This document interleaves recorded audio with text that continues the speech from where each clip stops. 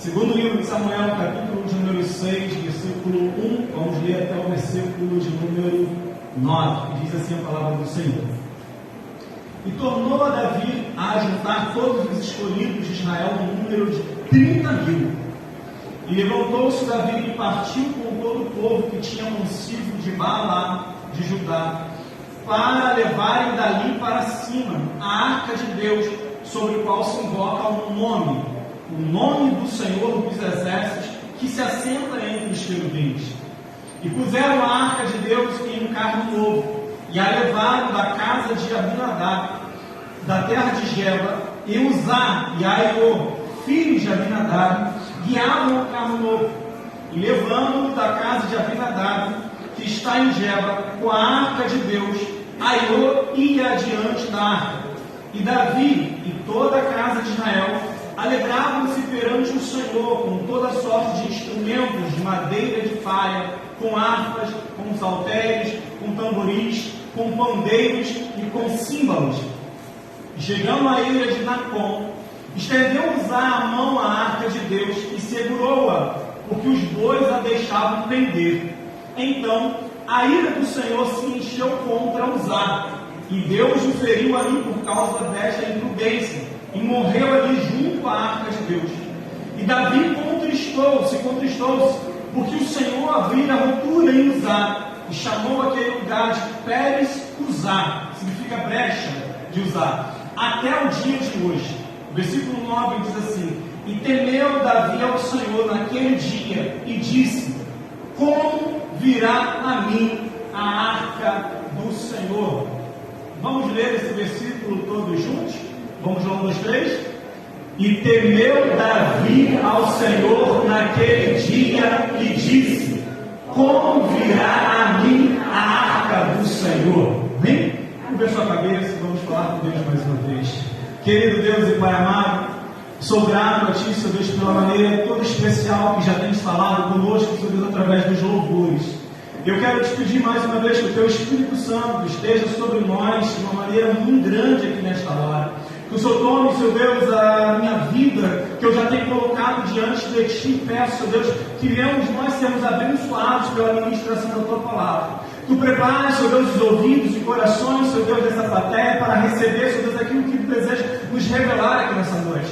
Fica conosco, Senhor Deus, e abençoe as nossas vidas. Assim eu oro a Ti e faço em nome de Jesus Cristo. Amém, amém. Sente glorificando o nome do Senhor. Deus, Ele é maravilhoso. Nosso pastor, ele já está conosco nessa noite. Daqui a pouco mais nós vamos estar passando no trabalho para ele. Mas eu quero nessa noite falar um pouco sobre a Arca da Aliança, que é um símbolo da presença de Deus no meio do povo israelita.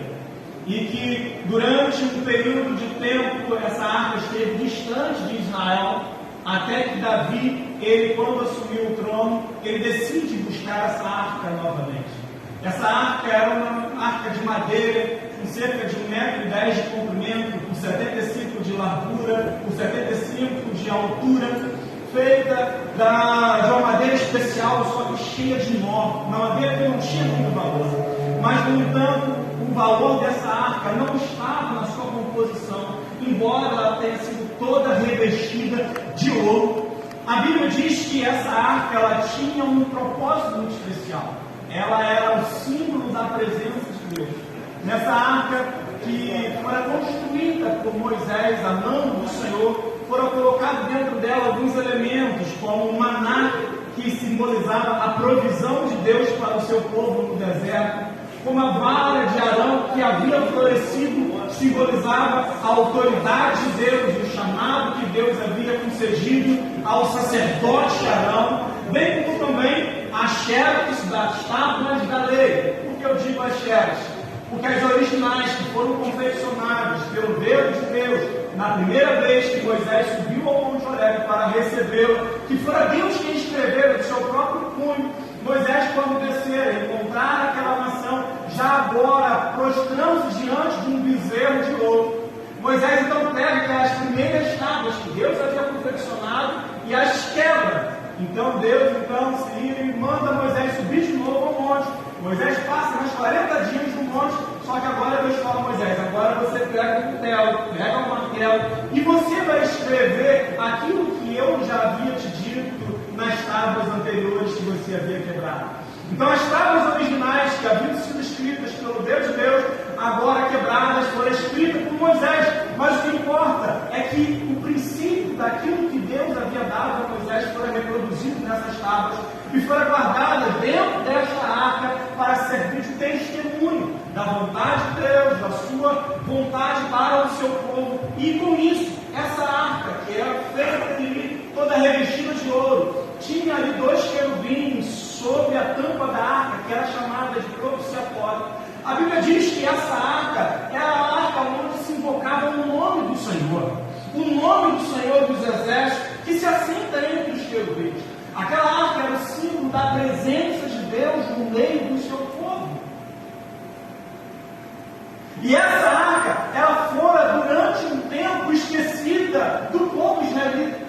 A Bíblia vai dizer que os filisteus pelejaram contra Israel no tempo em que Eli, sacerdote, julgava o seu povo. E ali naquela batalha, os israelitas vieram perder ali cerca de 29.999 soldados vieram a morrer naquela batalha. Sobraram apenas um dos 30.000 que haviam sido enviados para esta guerra para trazer a notícia a Eli, dizendo o seguinte: olha, perdemos todo o exército, também seus filhos, Ofni e Finéias, vieram também a óbito. E a Bíblia diz que ele falou: e a arca do Senhor fora levada pela tomada. Quando o sacerdote de Eli ouve que a arca do Senhor havia sido tomada, a Bíblia diz que ele cai da cadeira onde ele estava sentado. E quando ele cai, ele quebra o seu pescoço, quebra o homem, meu Deus. E aí, quando ele quebra o seu pescoço, ele vem a falecer. A Bíblia diz que a esposa do seu filho, Finéias, quando ouve que a arca do Senhor havia sido tomada, que seu esposo e seu sogro haviam falecido, ela estava grávida e começa então um trabalho de parto prematuro, e ela dá à luz a um menino. E naquele momento em que ela estava dando à luz, ela começa a aspirar da sua vida, e as parteiras que estavam ali tomando conta dela dizem a seguinte história: alegre-se porque veio um menino à luz. E ela não foi se alegrar e chamou o nome daquele menino de Icabod, ou Icabode, dependendo de algumas versões, que significa foi-se a glória do Senhor de Israel.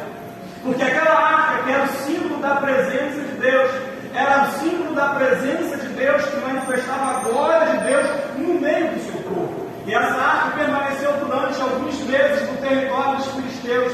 Depois foi enviado para a cidade de Bet-Semes, depois de Bet-Semes para Quiriat-Jearim, e ali ficou na casa desse homem chamado Abinadab durante cerca de 20 anos. E a Bíblia diz que naquele momento, após já muito tempo haver passado, de 20 anos ficou apenas na casa de Abinadab, mas após há muito tempo haver passado, a Bíblia diz que Saul, ele governou durante 40 anos, mas ele não mandou buscar a arca do Senhor.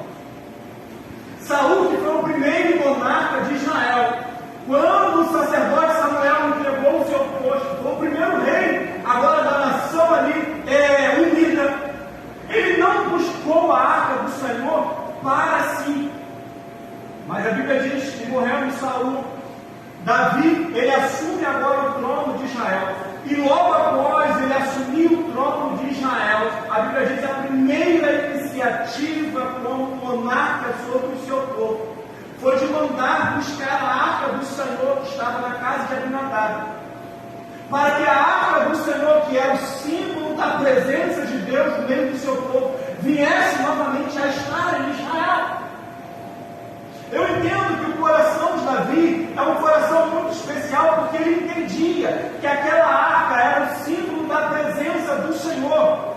E sendo a presença do Senhor simbolizada naquela arca, ele pensou consigo mesmo: olha, eu estou assumindo agora o governo de Israel, mas eu posso até mesmo governar sem um exército, eu posso até mesmo governar sem conselheiros reais, eu posso até mesmo governar sem ouro, sem prata, sem nenhuma dessas provisões humanas.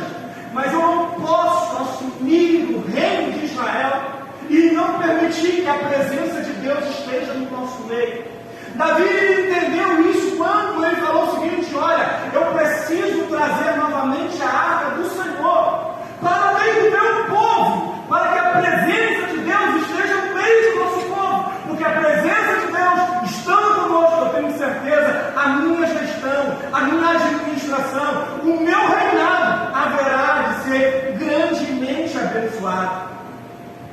Aquela arca era o símbolo da presença do Senhor, e Saul ignorou, mas Davi fez questão de trazê-la de volta para a sua nação.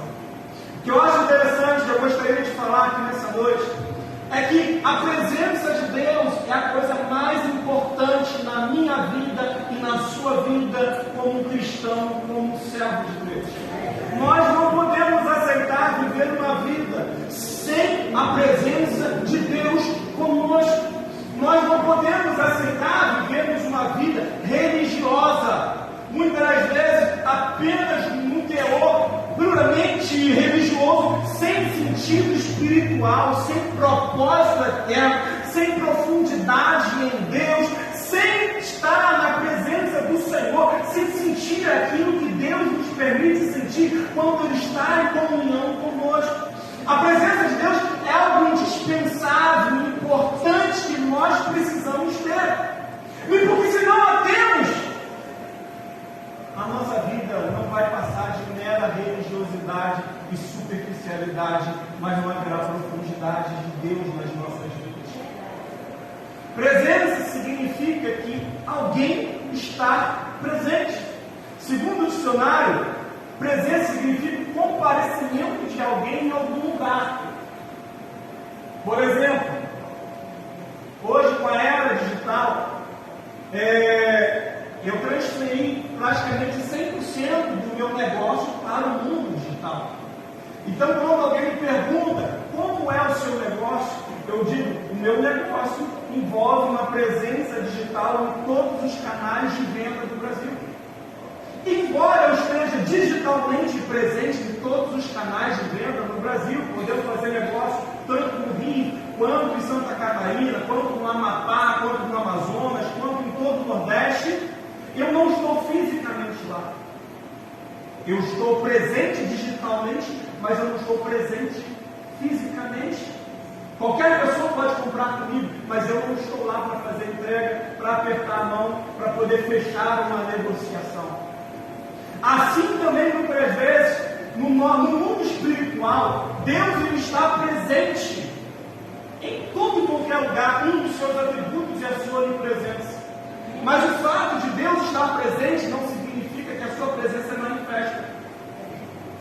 O fato de Deus estar presente em todo lugar, encher a terra, não significa que Ele se manifesta em todo lugar. O problema nas nossas vidas é justamente esse. Muitas vezes entendemos que Deus está ao nosso lado, mas não conseguimos perceber, nem sentir, nem almejar, nem provar a sua manifestação nas nossas vidas. A presença manifesta é diferente da habitação. Deus habita na vida, no coração de todo aquele que é regenerado, que um dia creu, confessou Jesus Cristo como seu Salvador pessoal, tem a sua salvação e tem o selo do seu Espírito Santo na vida. Mas, no entanto, o fato de nós termos a habitação não significa que nós temos a presença manifesta. Não significa que nós temos a manifestação de Deus nas nossas vidas. Existem muitas pessoas que elas estão presentes em ambientes, mas elas não se manifestam em nada. E assim, a vida dela de relacionamento com Deus significa que apenas ela sente a habitação, mas ela não tem a manifestação do Senhor. E por isso ela não sente nada, por isso ela não tem nada, por isso ela não recebe nada, por isso ela não prova nada, por isso ela não vive nada, porque Deus não se manifesta com poder e glória na sua vida através da presença do seu Espírito Santo. Davi, ele entendeu que precisava da presença de Deus, simbolizada ali pela arca, fisicamente na sua vida, no meio do seu povo. Por isso, imediatamente, ele mandou buscar. Imediatamente, ele mandou que fosse buscar na casa de Nadab. Nós precisamos entender que se queremos a presença Deus nas nossas vidas, nós também precisamos buscá-la. Nós também precisamos almejá-la. Nós também precisamos orar por isso. Foi dito aqui nessa noite: buscar-me-eis e me achareis quando me buscares de todo o vosso coração. Deus, Ele deseja se manifestar. Deus, Ele deseja operar. Deus, Ele deseja trabalhar. Só que nós precisamos buscá-lo. Nós precisamos buscá-lo. E para buscar a presença de Deus, nós precisamos valorizar a presença de Deus. Nós precisamos ter esse nível de entendimento de que a presença de Deus ela é importante nas nossas vidas. Nós não podemos abrir mão da presença de Deus por nada. Se nós não valorizamos a presença de Deus, nós não vamos buscar. Então, uma das coisas que precisamos fazer é valorizar a presença de Deus. Certa vez, o povo israelita havia pecado grandemente contra o Senhor. E o Senhor falou para Moisés: Moisés, olha uma coisa que eu vou te dizer, olha, o meu anjo vai adiante de vocês, mas eu não poderei subir com vocês em direção a Canaã, porque se acontecer eu subir com vocês, se a minha presença for convosco, eu vos destruirei no meio do caminho por causa da vossa rebelião. Moisés falou assim o seguinte para o Senhor: Senhor, se a tua presença não for conosco, não nos permita que nós venhamos ir. Não nos permita que nós venhamos subir daqui. Porque a sua presença é o que nos garantirá a vitória. Mas Deus falou: não, mas eu vou enviar um anjo. Eu vou enviar um anjo para que esteja diante de vocês e ele vos dará a garantia de vocês entrarem na terra prometida. Mas Moisés falou para Deus o seguinte: olha, eu não quero anjo. Eu não quero a presença do anjo. Eu não quero simplesmente a vitória sem a sua presença. Eu quero a sua presença, Senhor. Se a tua presença não for conosco, não permita que nós venhamos subir daqui. Horrível coisa é para um homem e para uma mulher de Deus alcançar os seus objetivos pessoais, alcançar as promessas que ela já tem de Deus, mas chegar lá na frente, a presença de Deus não está sobre sua vida. Horrível coisa é nós alcançarmos o mundo, conquistarmos os nossos objetivos, mas no entanto não ter Deus ao nosso lado, se manifestando de uma maneira muito especial. Só que se nós não valorizarmos isso, nós não vamos dar a atenção devida, nós não vamos buscar como deveríamos buscar. Então nessa noite, o meu desejo para a sua vida, para a sua alma, é que você não abra mão da presença de Deus, não abra mão da presença de Deus, não abra mão da presença de Deus, que falte um pão para você comer, falte teto sobre sua cabeça, falte roupa para você vestir, mas que não falte a presença de Deus na sua vida, porque ela é o que te basta, ela é o que mais te importa, ela é o que é mais necessário para você entender a vida de Deus aqui na terra. Sem a tua presença, Senhor, não nos faça subir daqui. Precisamos buscar a presença de Deus e desejá-la mais do que tudo para nós. Se nós não fizermos isso, fica um pouco complicado. O salmista Davi disse o seguinte: como a corça suspira pelas águas, assim a minha alma suspira pelo Senhor. A minha alma tem sede de Deus, do Deus vivo. Quando eu irei e verei perante a face do meu Deus? A busca pela presença de Deus manifesta deve ser o clamor do nosso coração, o nosso principal objetivo em nossas orações, o nosso maior propósito na nossa adoração, a razão de nós estarmos vivos. O profeta Isaías, ele fez um clamor ao Senhor, lá no seu livro, no capítulo de número 64, do versículo de número 1 ao versículo 3, quando ele diz o seguinte: ó, se fendesse os céus e descesse, se os montes tremessem na tua presença, como quando o fogo inflama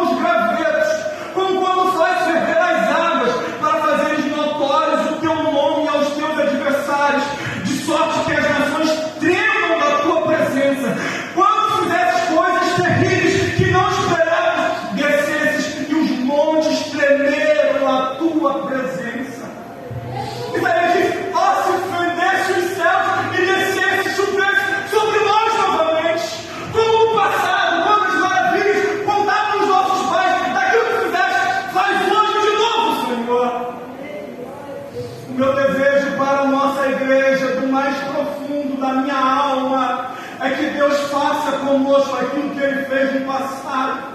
Quando, como a igreja primitiva, quando dobrava os seus joelhos para clamar o Senhor, o Espírito Santo se manifestava e falava no meio da igreja. Que Deus ia falar conosco novamente. Mas acontece uma coisa: Deus não fala apenas para quem tem orelha, Deus fala para quem tem ouvidos. Por isso a Bíblia diz: aquele que tem ouvidos ouça o que o Espírito diz à igreja. Porque Deus continua falando, e Deus está falando essa noite, e o Deus está falando no seu coração. É tempo de buscar a presença do Senhor. É tempo de buscarmos a presença do Senhor nas nossas vidas. Davi então ele se junta com os anciãos e vai buscar a Arca da Aliança. E o importante, nós sabemos de uma coisa, é que essa primeira vez que Davi tenta levar a Arca da Aliança para Jerusalém, nessa sua primeira tentativa, ela foi fracassada, porque havia muita empolgação, mas não havia temor de Deus no seu coração. Havia muita emoção, mas não havia referência a Deus, não havia referência ao Senhor. Havia muito barulho, nós vemos aqui, eles saltavam, pulavam, se alegravam, jubilavam por estar trazendo a arca, mas no entanto, apesar de haver muito barulho, não havia aprovação de Deus para aquilo que eles estavam fazendo. A Bíblia diz que os filhos de Abinadab, Uzai e Eu, carregavam a arca sobre um carro de boi novo. E quando os bois começaram a tropegar, como a arca ameaçou cair, Uzai então ele colocou a mão na arca do Senhor para impedi-la de cair. E quando ele coloca a mão no Senhor, a Bíblia diz que Deus se irou e matou Uzai. Deus fulminou Uzai ali diante da Arca da Aliança. Talvez nós possamos olhar essa situação e falar o seguinte: Deus foi injusto, porque Uzai estava fazendo uma boa atitude de querer impedir que a Arca do Senhor viesse a cair no chão. Mas, no entanto, Deus entendeu aquela atitude de Uzai como uma irreverência. A Bíblia diz exatamente isso. Então a ira do Senhor se acendeu contra Uzai e o feriu por essa imprudência. Sabe por quê? Aquilo que eu falei, ele tinha uma boa intenção, e por mais que a sua motivação fosse legítima, ele não estava preocupado com algo muito importante, de saber qual era a vontade de Deus para o transporte da arca.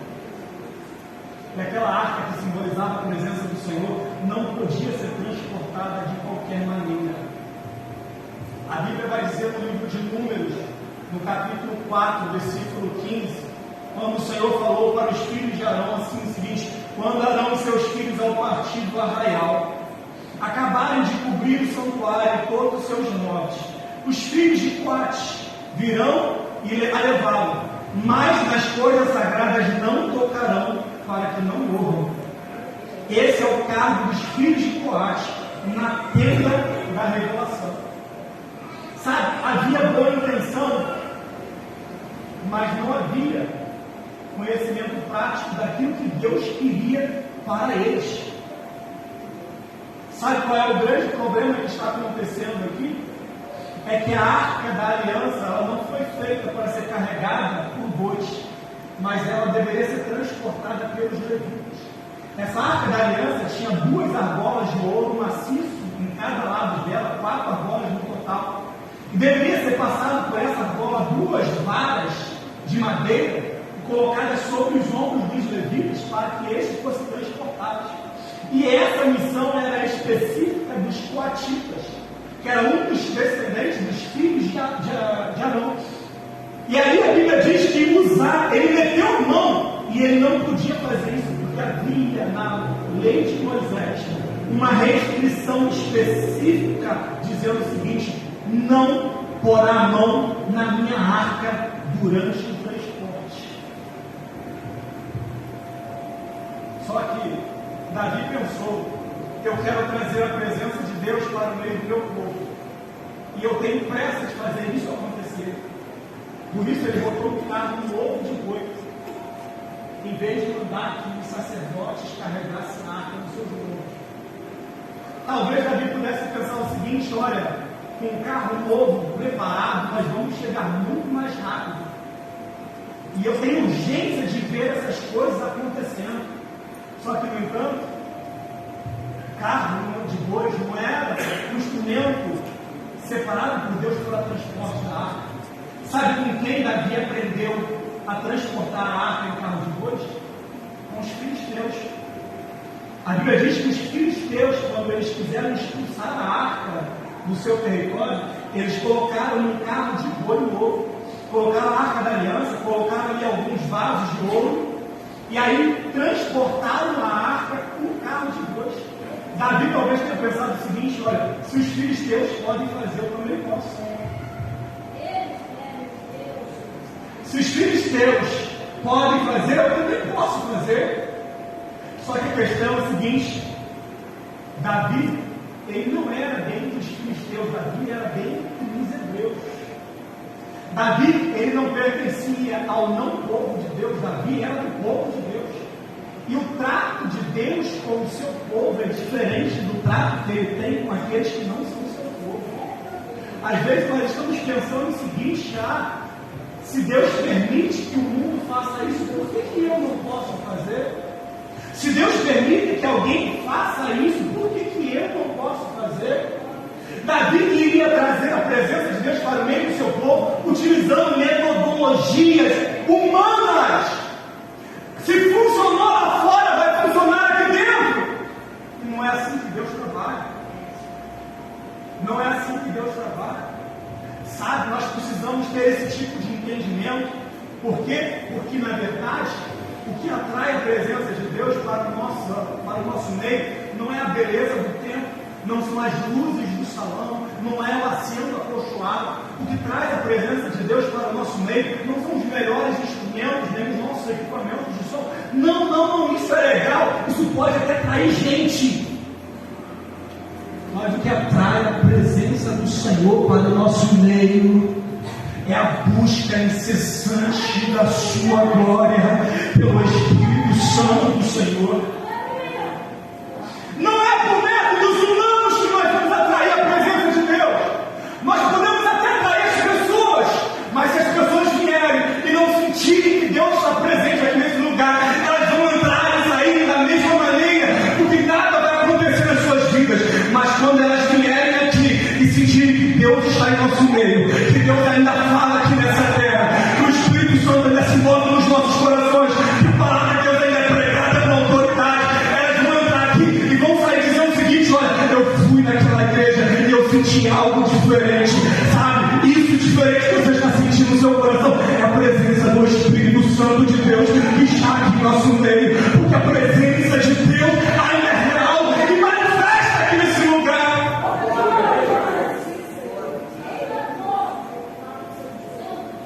Talvez Davi pudesse pensar: de carro nós vamos mais rápido, mas esse é o jeito humano de fazer.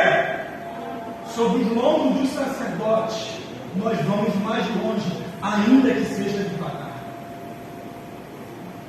Sobre os lombos dos sacerdotes, nós vamos mais longe, ainda que seja devagar. Então eu quero falar aqui nessa noite sobre algumas questões que envolvem nos trazer a presença de Deus para o nosso meio.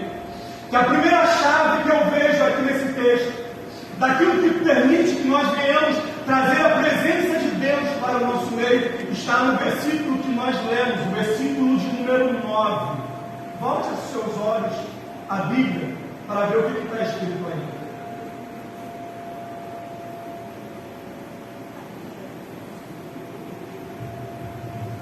E temeu Davi ao Senhor naquele dia. E temeu Davi ao Senhor naquele dia. Não é que Davi não temesse a Deus, mas agora ele aprendeu a ter um zelo ainda maior pela presença do Senhor. Porque o temor de Davi fez com que ele se corrigisse e consertasse acerca dos seus erros de estar na sua presença. Quando nós não tememos a Deus, nós passamos a fazer como Davi fez. Fazemos as coisas do nosso jeito e achamos que nada demais, não achamos nada demais em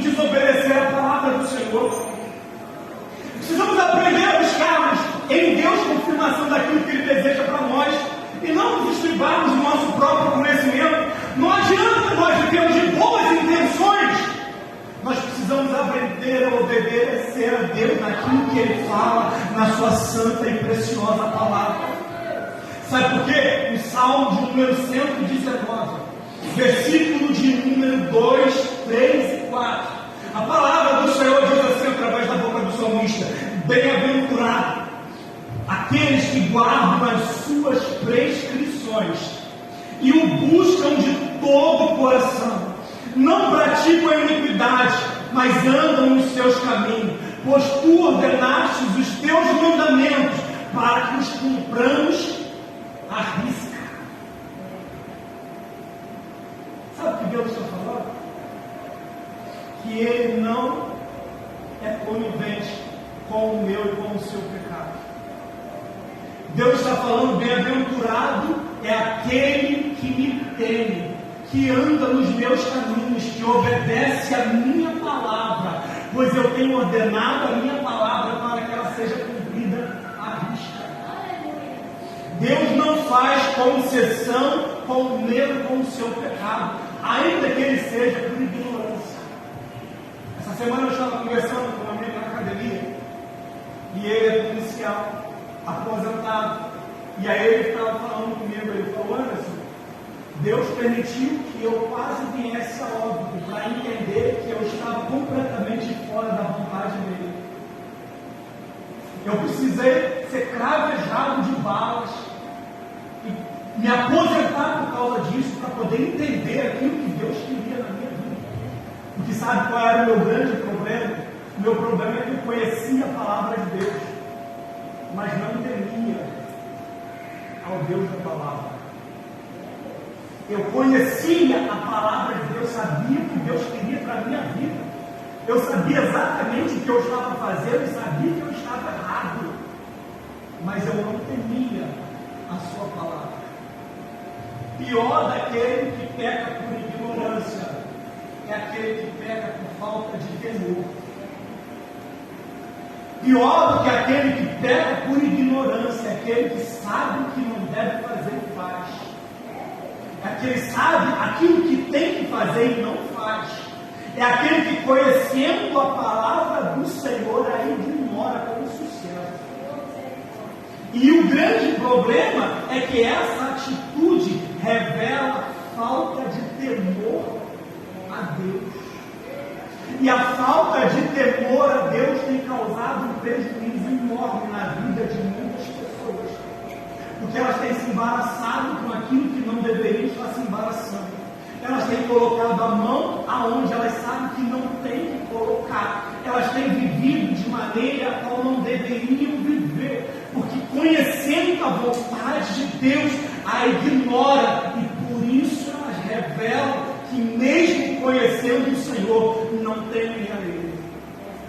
E aquele que não teme ao Senhor, ele está se colocando de maneira afrontosa a tudo aquilo que Deus fala na sua palavra que não podia fazer.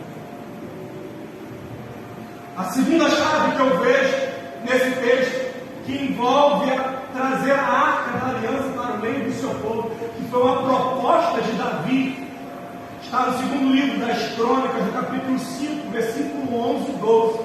Que quando Davi entendeu que aquilo que ele estava fazendo era errado, e ele temeu ao Senhor, e o temor de Deus no seu coração fez com que ele se realinhasse ao propósito do Senhor para a sua vida. Ele então propôs aos sacerdotes, dizendo lá em 1 Crônicas 15, 11 e 12, chamou Davi aos sacerdotes Zadok, Abiatar, e os levitas, Uriel e Asaías, Joel, Samaías, Eliel e Aminadab, e lhes disse: vós sois cabeça das famílias dos levitas, santificai-vos, vós e vossos irmãos, para que façais subir a arca do Senhor, Deus de Israel, ao lugar que eu lhe preparei.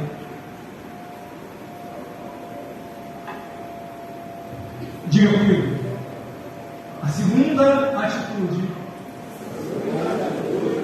que traz a presença de Deus para a nossa vida é santidade. Diga palavra santidade. Davi agora ele fez aquilo que ele deveria ter feito, mas anteriormente não fez, e por isso ele fracassou. Ele trouxe a consciência dos sacerdotes, dizendo o seguinte: olha, santificai-vos, vós e os vossos irmãos, para que vocês possam fazer subir a arca da aliança até o lugar que eu tenho preparado. Santificai-vos, vós e os vossos irmãos, para que vocês possam fazer subir a arca da aliança ao lugar que eu tenho preparado. Santidade ao Senhor. Deus ele atua em um ambiente de santidade. E nós precisamos entender isso para vivermos isso na nossa vida. Se nós não vivemos uma vida santa diante do Senhor, a sua presença jamais se manifestará no nosso meio. De todas as definições acerca de santidade, santificação, eu quero destacar uma simples que eu ouvi que eu achei muito interessante. Que diz assim: santificação é você estar disposto a viver uma vida diferente do que a maioria das pessoas vivem, abrindo mão até de coisas lícitas para agradar ao seu Deus e não servir de tropeço para ninguém. Santidade, teologicamente, é separação, é consagração. Mas eu vi essa definição que eu achei muito interessante. É você estar disposto a viver uma vida diferente das demais pessoas, abrindo mão até de fazer coisas que sejam lícitas, simplesmente para agradar a Deus e não servir de tropeço para ninguém. Sabe qual é o problema? É que tem muita gente com vista apenas nos seus olhos dizendo o seguinte: olha, eu faço o que eu quero porque a graça me alcançou. Mas, no entanto, você não sabe que muitas vezes você está servindo de tropeço para o seu irmão, e aquilo que você está fazendo está traindo maldição para a sua vida. Porque a Bíblia diz: tudo me é lícito, mas nem tudo me convém. Não é que eu posso, que eu devo fazer. Isso é uma questão ética, moral, e que muitas vezes nós não estamos prestando atenção nela. A Bíblia diz que nós devemos fugir do pecado. Pecado seja ele de comissão, que é atitude feita concreta. Pecado de omissão, que é aquele que sabe fazer o bem e não faz, ele está pecando. A Bíblia diz que eu tenho que fugir também da aparência do mal. E a Bíblia também diz que eu tenho que fugir dos embaraços.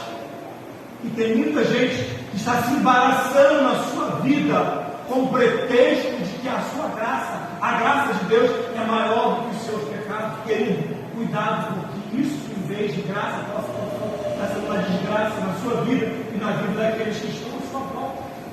Se existe uma coisa muito importante para mim e para você, é uma vida de testemunho. E quando nós estivermos dispostos a viver de maneira que sejamos agradáveis a Deus e não servimos de tropeços para ninguém, a presença de Deus será um resultado que fluirá nas nossas vidas por causa das escolhas corretas que nós fazemos.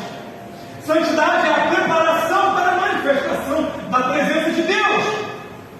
Santidade é a preparação que Deus exige para que Ele possa operar nas nossas vidas. Diante do Jordão, Ele falou para o seu povo: Israel, santificai-vos, porque amanhã o Senhor fará maravilhas no meio de vós. Santificai-vos, porque amanhã o Senhor fará maravilhas diante de vós, diante do serviço do altar do Senhor. A Bíblia diz o seguinte: olha, foi isso que o Senhor ordenou quando disse: aqueles que se aproximam de mim devem honrar a minha santidade diante de todo o meu povo, pelo qual eu demonstro a minha glória. Ele está dizendo: aqueles que me servem no altar, eles têm que viver uma vida santa. Quando na inauguração do tabernáculo no deserto, Deus disse assim à porta da tenda da congregação: perante o Senhor, onde eu vos encontrarei para falar contigo ali eu virei aos filhos de Israel para pôr neles a minha glória, para que por elas eles possam ser santificados. Aí tem um texto que está lá em João 17:9, que Jesus Cristo fala assim: e por causa deles eu me santifico a mim mesmo, para que eles também sejam santificados na verdade. Sabe quem falou isso? Jesus Cristo. Ele falou assim: por causa deles, dos meus discípulos, eu me santifico, para que eles também sejam santificados na sua verdade. Aí eu te pergunto, se o próprio Jesus Cristo se propôs a se santificar, sendo ele santo e inculpável no pecado, que não tinha pecado, quem sou eu ou você para vivermos uma vida de qualquer maneira? Na primeira carta de Pedro, no capítulo número 2, versículo 15 e 16, ele diz o seguinte: olha, mas, começando aquele que vos chamou, sede vós também santos em toda a vossa maneira de viver, porque está escrito: sede santos, porque eu sou santo. É santidade naquilo que você fala, santidade naquilo que você olha, santidade naquilo que você sente, santidade naquilo que você age. Deus nos chamou para a sua presença, mas para andarmos na sua presença, Ele diz: sede santos. E aí eu vou caminhar para o final. A terceira e última questão que eu quero envolver aqui nessa mensagem, que atrai a presença de Deus para a nossa vida, é a adoração. Se você pudesse achar na sua Bíblia, no primeiro livro das Crônicas, capítulo 15, versículo 16, que é um texto paralelo ao texto de 2 Samuel 6, ele diz assim: disse mais Davi ao chefe dos levitas, que constituísse seus irmãos os cantores, para que com instrumentos músicos e alaudos e harpas e sinos se fizesse ouvir e levantasse a sua voz com alegria.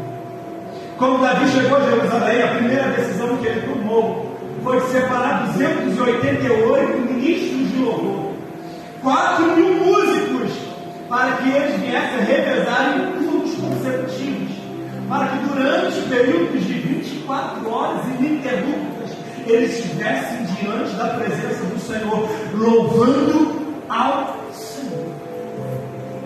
O louvor atrai a presença de Deus, mas não é qualquer tipo de louvor, não é de qualquer jeito esse louvor, não é de qualquer jeito essa adoração, porque a adoração que atrai a presença de Deus é uma adoração profunda. Não é aquele louvor que você canta da boca para fora no domingo aqui à noite, como se apenas você estivesse fazendo um cerimonial religioso. Não, estou falando de algo profundo, verdadeiro, algo que procede do seu coração, da sua alma, algo que revela que o Espírito Santo de Deus habita dentro de você e em você se manifesta. Porque adorar a Deus não é apenas cantar, adorar a Deus é um estilo de vida. A Bíblia diz: quer comais, quer bebais, quer façais quaisquer outras coisas, fazer tudo para a glória do nome do Senhor.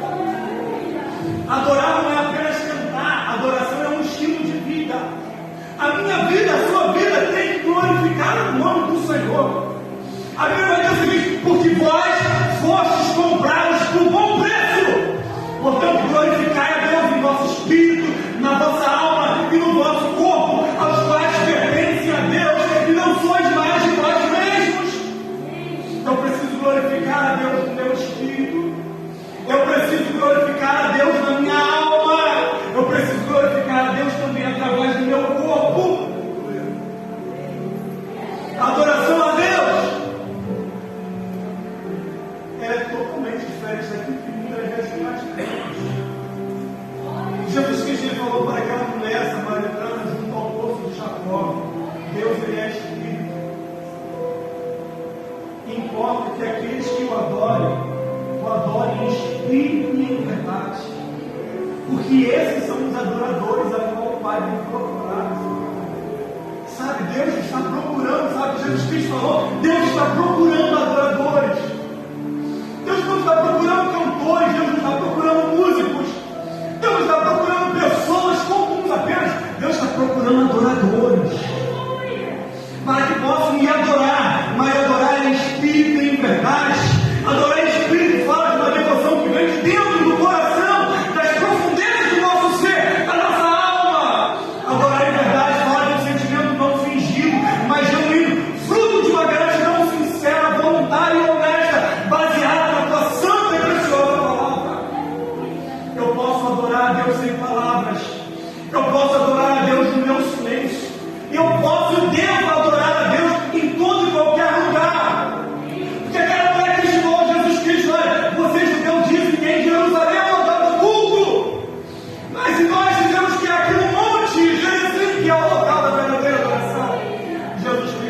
seguinte: olha, vem a hora, e ela já chegou, em que nem Jerusalém, nem no Monte Gerizim adorarão, mas em todo e qualquer lugar.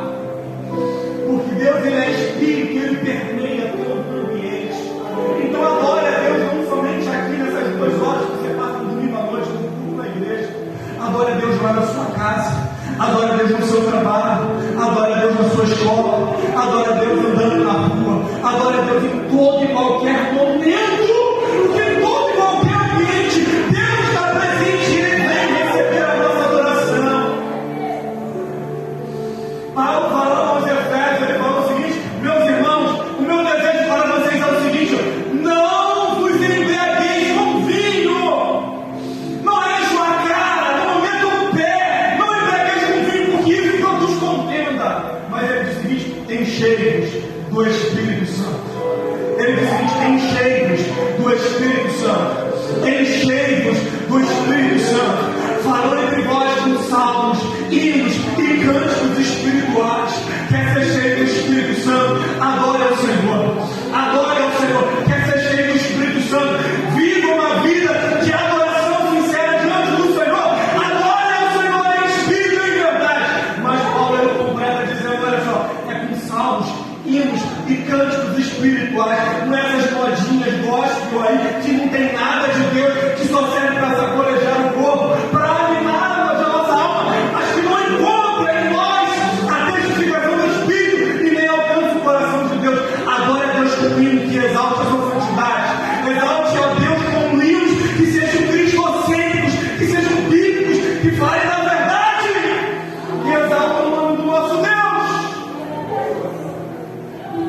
Adoração em espírito, adoração em verdade. Esse é o desejo de Deus para o nosso coração. Porque muitas vezes a falta de vida nos nossos cultos é resultado, muitas vezes, de falta de culto nas nossas vidas. Preste atenção nisso, porque isso é muito importante. A falta de vida nos nossos cultos é resultado de falta de culto na nossa vida. A falta de vida no nosso culto, porque às vezes nós vimos, entramos e saímos da igreja e falamos: olha, eu não senti nada, Deus não falou comigo, o louvor foi fraco, o ministro de louvor estava tropeçando nas palavras, não sabia o que falava, o vocal não se compreendia, os músicos estavam tocando em outro tom, eu não senti nada, o culto não teve vida. Ei, a falta de vida no culto é resultado de falta de culto na sua vida. O culto que prestamos a Deus é um serviço de louvor e adoração que não acontece apenas no domingo à noite, mas tem que acontecer na segunda, na terça, na quarta, na quinta, na sexta, no sábado, em todo e qualquer lugar. Isaías capítulo número 29, versículo 13 diz assim: o Senhor diz: esse povo se aproxima de mim com a boca e me honra com os seus lábios, mas o seu coração está longe de mim, e a sua adoração que me presta é feita apenas só de regras, ensinada por homens. Sabe, Deus ele requer um culto sincero. Deus ele requer um culto sincero. Teve um momento na vida do povo israelita que o Senhor falou em Isaías, registrado no capítulo 1, onde ele disse: quisera que fechasse a porta do templo, para que parasse de oferecer culto perante o meu altar. Quisera que parasse de oferecer sacrifícios, porque eu estou cansado de os sofrer. Sabe, Deus estava falando o seguinte: olha, um culto que não é sincero, que a adoração não é verdadeira, que não procede de um coração temente ao Senhor, é um culto que desagrada a Deus, que faz ele sofrer. Se a Bíblia diz que a alegria do Senhor é a nossa força, quando nós nos entristecemos, nós também ficamos fracos.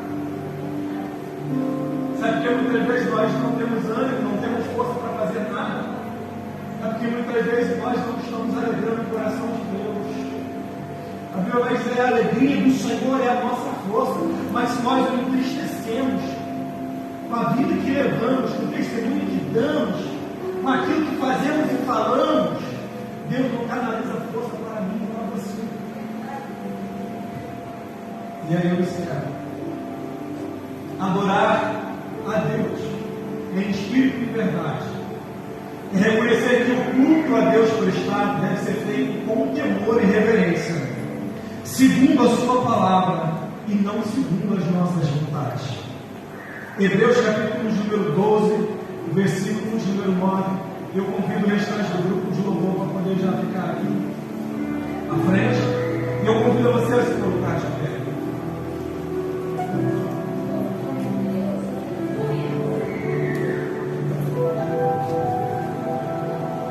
Hebreus 12, versículos número 28 e 29, assim diz o Senhor. Portanto, já que recebemos um reino inabalável, sejamos agradecidos e assim adoremos a Deus de modo aceitável, com reverência e temor, pois o nosso Deus é fogo consumidor. Olha isso aqui, texto maravilhoso. Portanto, já que recebemos um reino inabalável, sejamos agradecidos a Deus e assim adoremos a Deus de modo aceitável. Deus está falando, não é só existe um jeito que eu não aceito, e talvez possa ser esse o jeito que você tem adorado. Mas o escritor Hebreus está dizendo: adoremos a Deus de modo aceitável. Qual é o modo aceitável diante do Senhor? Ele diz: com reverência e com temor, pois o nosso Deus é fogo consumidor. Não é de qualquer maneira que Deus aceita consumidor. Não é de qualquer maneira que nós aceitamos que Deus aceita consumidor. Quando Davi entendeu que ele estava fazendo tudo errado, ele foi lá e estudou, aprendeu o jeito certo de fazer. E ele falou o seguinte: agora nós vamos lá e agora vai dar certo. Agora a presença de Deus vai voltar para o nosso meio. Agora a arca da aliança vai chegar a Jerusalém. Agora aquilo que nós desejamos, queremos, almejamos, agora vai acontecer, que vamos fazer da maneira de Deus. Ele não estava preocupado mais agora com velocidade. Ele agora estava mais preocupado em agradar ao Senhor. Tanto é que quando os sacerdotes pegaram a arca da aliança, colocaram os varais nas argolas, colocaram sobre os seus ombros, a Bíblia diz que eles davam 6 passos, paravam e sacrificavam.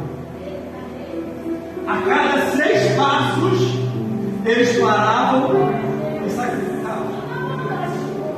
Quando Davi não sabia o que Deus queria para a sua vida, ele botou um carro novo para vir sendo puxado por bois para andar rápido. Só que, no entanto, Deus mostrou para ele: olha, não há velocidade que me agrada, mas ele fazer a minha vontade que me deixa feliz. Então Davi agora ele não estava mais preocupado com a velocidade, ele estava mais preocupado em ser aceitado diante do Senhor. Por isso ele foi devagarzinho, mas ele foi no passo firme. E a arca da aliança chegou a Jerusalém, e a presença de